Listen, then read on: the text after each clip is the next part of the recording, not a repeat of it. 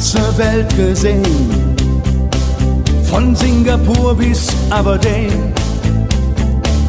Wenn du mich fragst, wo es am schönsten war, sage ich Sansibar.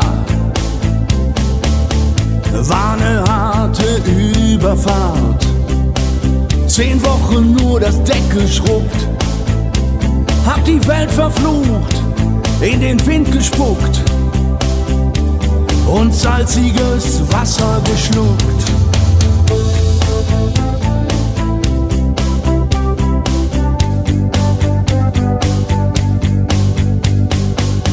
Als wir den Anker warfen, war es himmlische Ruhe und die Sonne stand senkrecht am Himmel.